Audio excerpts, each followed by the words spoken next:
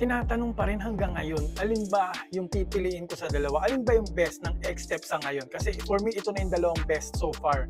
Guys, hindi po talaga ako makakapili kasi for me, parang dalawang magkaibang sapatos po siya. Ibang purpose. For me, ibang position nilang dalawa. Ito, X-Step Light Attack 3, for me is for guards, 1 and 2. Ito naman, X-Step Link G3, ibang position for bigs, 3, 4, 5 po na posisyon, no? I-explain ko more kasi yung una kong video masyadong nagmadali ako doon, no? Ito, kaya ako nasabi yun kasi napakagaan nga nito. Nasa pangalan naman, yung foam niya very responsive, low to the ground, nasa stiff side, no? More on court feel, more on speed ang ibibigay nito.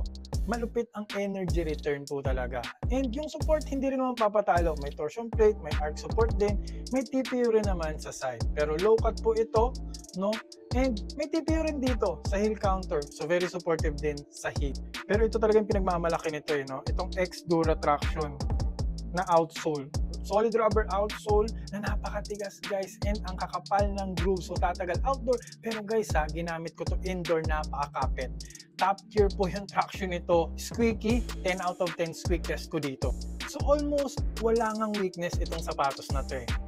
Pero kasi kung sa support ang pag-uusapan, ito ang pipiliin ko, and kung sa impact protection, no?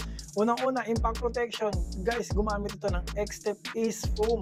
Ito yung premium, pinakamahal nilang foam. Napakalupit ng impact protection po talaga. Hindi ko naramdaman yung tuhod kong sumakit. Walang pressure sa tuhod. Parang mala Adidas Boost po yung consistency niyan. Kaya pati energy return po talaga malupit din. Very bouncy na sapatos, guys. Very bouncy. And kasi nga may torsion plate din po siya na malaki, no? Itong extra support na torsion plate na TPU, very bouncy po. And supportive din po, no? Torsional support kasi malaki nga, and arc support na rin siya para sa mga flat-footed nating kabowlers dyan. Sa heel naman, no? Nakita nyo tong malaking parang leather area. Napakakapal po niyan. Very rigid, no? Ang ganda ng heel support nito. Ang ganda ng lockdown dito. Iwas tapilok talaga. Hindi rin naman papatalo yung traction nito. Pero kasi for me, panalo talaga yung traction nito. Ito kasi minsan, pag may dust, no, hindi na gaanong squeaky, and hindi na rin kasing kapit nito. Konti lang naman, no? Konti lang naman.